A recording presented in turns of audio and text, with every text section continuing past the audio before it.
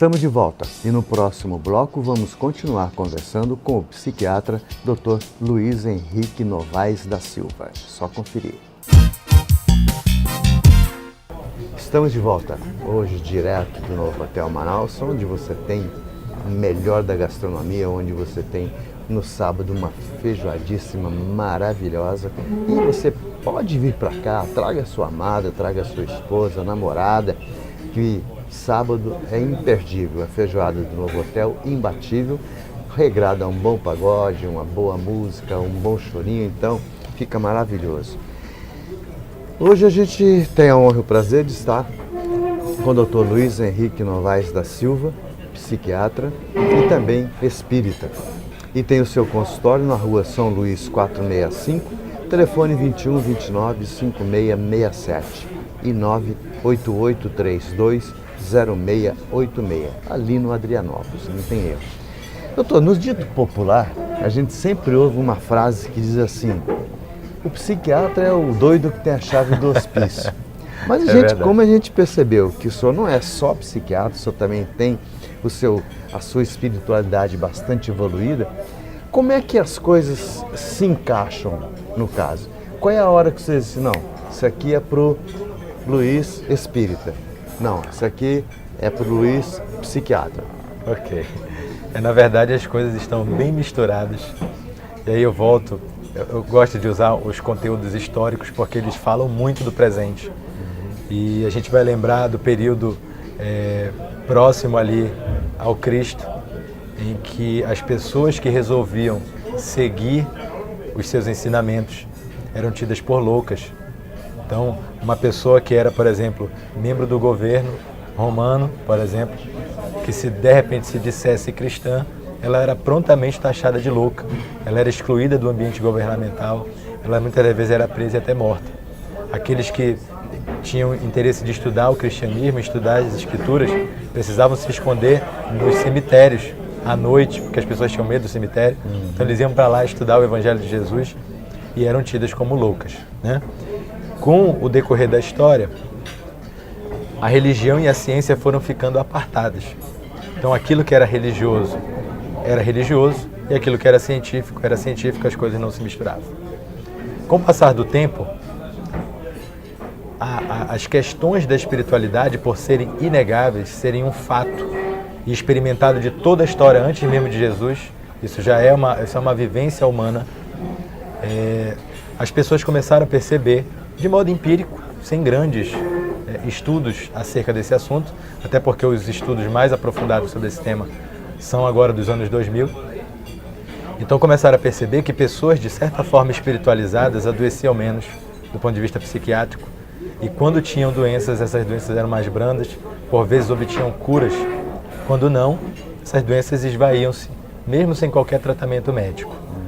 Desse modo, com os trabalhos sendo publicados, as pesquisas sendo feitas, está acontecendo hoje uma aproximação ou uma reaproximação entre o que se chama espiritualidade e ciência, né? Justamente porque a ciência hoje está indo atrás desses elementos que as pessoas consideram espiritualidade.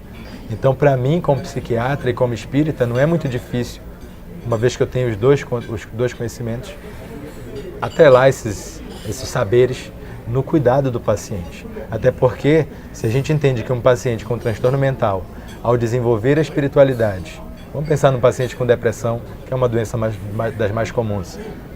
Um paciente deprimido, já tem trabalho publicado comprovando isso, um paciente com depressão, ele tende a ter os sintomas mais brandos e a evolução mais curta, quando ela começa a desenvolver a espiritualidade. Frequentar uma religião que estimule a oração, a prática do bem, a meditação, a fraternidade, o convívio fraternal entre os membros dessa religião, essa pessoa tende a ter uma doença muito mais limitada, muito menos agressiva e muitas das vezes nem chega a ser incapacitante. Ou seja, a pessoa consegue continuar trabalhando, consegue continuar cuidando da família, viajando, participando das atividades sociais normalmente. Então, se a gente percebe que a espiritualidade ela tem esse potencial, não cabe ao médico psiquiatra, por exemplo, dissociar a terapia médica da terapia espiritualista, por exemplo. Da mesma forma que eu prescrevo para o meu paciente um antidepressivo, no caso de um paciente deprimido, eu prescrevo para ele também a atividade física, eu prescrevo para ele também as atividades de lazer, eu prescrevo para ele também as atividades religiosas ou espiritualistas. Da mesma forma que eu procuro entender ou compreender a dinâmica de funcionamento familiar dele, por exemplo, o uso de drogas, como se estabelece a relação com o pai, com a mãe, com o filho, eu preciso compreender como aliás, funciona. Hoje é bem difícil, né? Eu preciso também entender como funciona a relação dele com a espiritualidade. Quando eu compreendo bem o funcionamento dele do ponto de vista espiritual, eu estou a um passo de levar esse paciente para a cura. E isso também já é comprovado cientificamente. Daí a razão pela qual a gente tem observado um movimento muito interessante na psiquiatria, que é o de observar, inclusive, companheiros ateus ou agnósticos, de alguma forma, recomendando aos seus pacientes a busca por uma atividade religiosa, por um tratamento espiritual, reconhecendo na ciência, que já vem comprovando isso, o potencial terapêutico das vivências espiritualistas, né? O senhor colocou bem aí a depressão. É muito comum, às vezes, a gente encontrar, às vezes, casos de pessoas que perdem um ente querido e entram num estado depressivo de choro e lamentações e parece que o mundo acabou ali. Como é que a psiquiatria vê isso? A psiquiatria, diante desse fenômeno morte, intitula um transtorno em que a pessoa se apresenta muito triste, chorosa demais, às vezes com dificuldade de dormir, até mesmo de comer, com as suas relações sociais prejudicadas. Quando voltada para um ente querido que morre, nós chamamos isso de luto. Então é muito mais a sensação de perda e a saudade exacerbada que esse ente querido tem por aquele que se foi. E aí existem expressões desses sintomas que são muito sutis, mas que é possível diferenciar perfeitamente de um transtorno depressivo maior, por exemplo. Normalmente a pessoa que está enlutada, o choro dela é voltada para o ente querido que faleceu. Então ele quer morrer para estar junto do ente querido. E isso no plano espiritual acontece também? Acontece. Acontece principalmente porque as pessoas, de um modo geral, não acreditam na sobrevivência da alma após a morte do corpo. As religiões que acreditam nessa vida após a morte vão ter várias interpretações para esse fim. Algumas religiões dizem que com a morte do corpo, o espírito permanece dormindo, esperando o julgamento final, né? Outras religiões acreditam que ao morrer esse espírito vai para o céu ou para o inferno. E outras religiões, como a doutrina espírita, por exemplo, acredita que com a morte do corpo físico, esse espírito se mantém vivo do outro lado, com todas as suas faculdades mentais, inclusive, de sentimento, de inteligência, de moralidade. E ele pode, daquela forma que ele está vivo, interagir, inclusive, com o plano físico. Daí a razão pela qual a gente falava ainda há pouco da mediunidade, né, das interferências que a espiritualidade tem sobre o plano físico. Para a doutrina espírita, então, a morte não existe. A pessoa que morre, ali, o corpo físico que morre, ela é animada por um espírito que, com a morte desse corpo físico, se desprende dele e mantém a sua individualidade. Esse espírito que permanece vivo, uma vez que a regra é igual para todos nós, se vamos supor meu pai desencarna, ele vai passar por esse processo de separação do corpo físico e vai manter sua individualidade no plano espiritual. Quando eu desencarnar, vai acontecer o mesmo processo. E uma vez que a gente vai para o mesmo plano agora, é como se nós estivéssemos viajando para o mesmo lugar. Meu pai foi, por exemplo, para o Rio de Janeiro, em viagem, depois eu que vou e lá eu reencontro.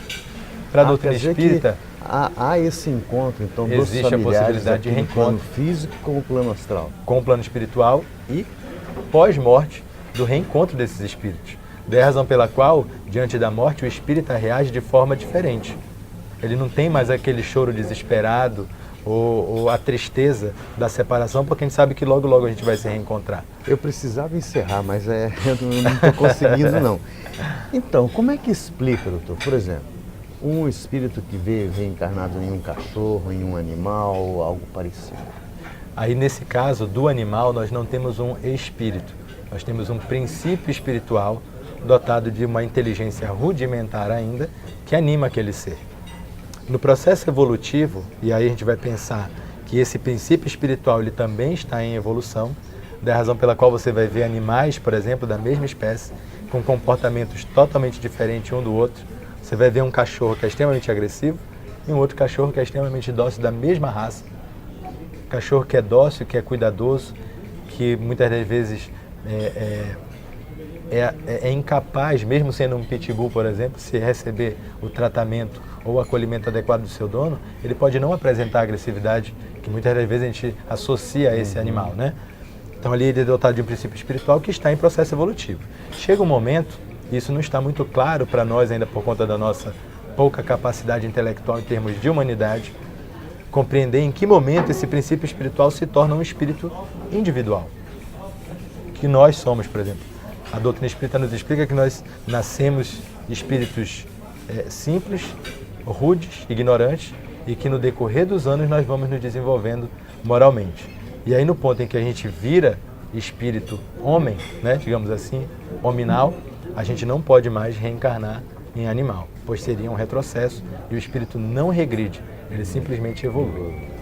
Gente, eu fico feliz quando eu posso ter um profissional desse nível no nosso programa, onde eu tenho certeza que vocês ainda ficaram com um monte de interrogações, mas a gente já assume um compromisso. Nós vamos trazê-lo outras vezes no programa para que a gente dar continuidade nesse papo, que é muito interessante e é muito curioso. Doutor, muito obrigado pela gentileza de estar conosco e já fica o convite para um próximo bate-papo. Com certeza. É só combinar. Obrigado ao Novo Hotel, que empresta esse cenário maravilhoso, além de um almoço executivo da melhor qualidade. E ficamos por aqui. Nos encontramos no próximo sábado, às 11h30 da manhã, no seu canal 10 TV SBT, TV em Tempo SBT. Até lá!